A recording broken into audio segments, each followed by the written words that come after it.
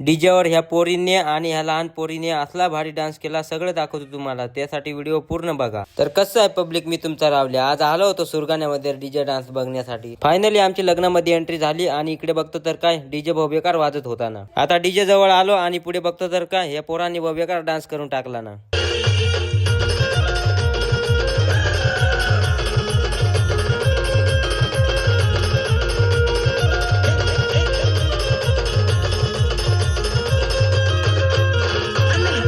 आता पोरांचा डान्स बघून झाला आणि इकडे लहान पोरीने बेकार भो डान्स केला ना.